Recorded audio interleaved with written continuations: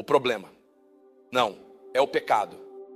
O problema é quem está te dizendo que você está pecando. Essa é a razão pela qual você ouve grandes pessoas, ou melhor, jovens, ou alguns pregadores novos, chegando e dizendo que você deve parar com isso, deve parar com isso, deve parar com isso. Essa é a lei que você está pregando.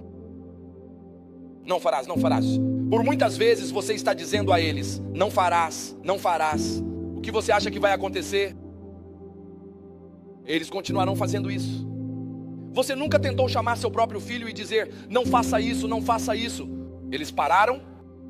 Quanto mais você aplica a lei, mais ela favorece todo tipo de lascívia, ou seja, todo tipo de luxúria. A lei gera desejo. No momento em que você diz para não beber, o desejo por aquela bebida aumenta.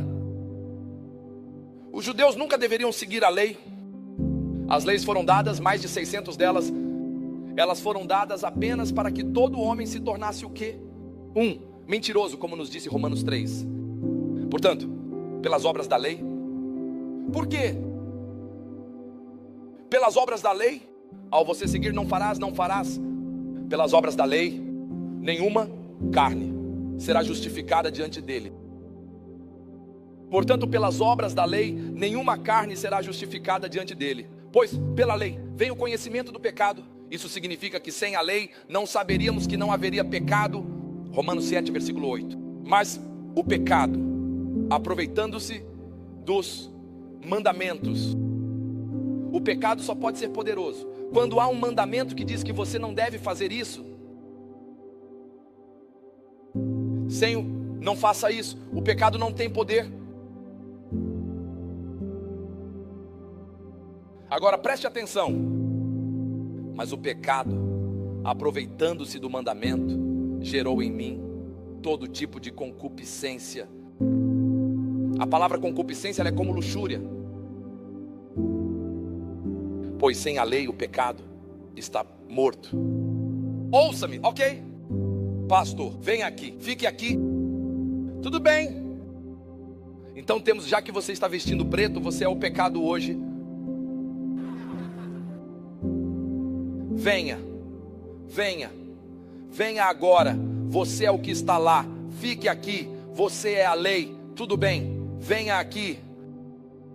Então você é quem está se movendo. No momento em que você o agarra, segure aqui. No momento em que um cristão se apega à lei, o pecado está vivo. Vamos ler de novo. Mas o pecado só tira seu poder do mandamento. Você não deve fazer isso. No momento em que você diz ao seu filho, não vá para a balada, eles não vão. Eles vão fechar a porta, trancar pela janela. Quando você acha que eles estão sendo desobedientes, não, você deu a eles o poder de pecar. No momento em que você introduz a lei, você introduziu o poder de pecar. Ele está se agarrando à lei. Então, o que é o pecado? Está ativo contra ele. Mas no momento em que ele diz que a lei deve ir, você diz, ele vai como a lei. A lei deve ir. O que acontece? O pecado também está morto. Então, o pecado só existe quando você tem uma lei. Então agora a Bíblia diz, Cristo veio para abolir a lei. Então, há pecado agora? Não se preocupe com isso. É apenas matemática. O que resta na igreja é a consciência do pecado. Você só peca quando está consciente disso. Ouça-me bem. A Bíblia diz que pegaram uma mulher em adultério. Se ela estava por cima. Agora, pegaram uma mulher em adultério. E a Bíblia diz que eles eram testemunhas. Eles viram isso.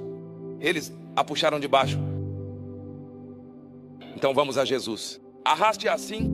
Vamos a Jesus. Quando chegaram a Jesus, note o que a Bíblia diz. E eles viram Jesus. Jesus olha para eles e diz, todo aquele que tem nenhum pecado. Note, não pecados, mas pecado. Esses eram judeus religiosos, do Sinédrio. Você está entendendo isso? Aquele que está sem o quê? Pecado. João 8:7. Não, pecados. Ele estava perguntando especificamente sobre o pecado do adultério. Aquele que está sem pecado, atire a primeira pedra. E novamente ele se inclinou e escreveu no chão. Seu problema é que você não sabe o que ele escreveu, mas eu sei. Mas as escrituras são silenciosas sobre isso. Mas entenda que quando Moisés recebeu a escrita da lei na primeira parte, foi a lei que Deus escreveu com seu dedo. E Moisés quebrou essas leis e voltou e as escreveu copiando a caligrafia de Deus. Então, de quem ele estava copiando a escrita? A caligrafia de Jesus. Agora, quando os judeus que guardam as tábuas viu a caligrafia, eles perceberam isso. A caligrafia é exatamente o que vemos. Você está perdendo essa, mas você vai entender em alguns minutos. Pois aqueles que ouviram, sendo convencidos pela própria consciência, saíram, um por um, começando pelos anciãos. A palavra anciãos ali é a palavra Sanhedrim. Significa as pessoas que governam nas igrejas, os escritores, os autores das leis. O grande bispo é o primeiro a ir. Ele olhou para Jesus, porque o primeiro é como: se eu não tenho um pecado, você quer dizer tipo, eu não tenho um pecado. E você sua caligrafia é tipo Deus, você pode realmente ser Jesus, Deus em pessoa. O grande bispo, o arcebispo.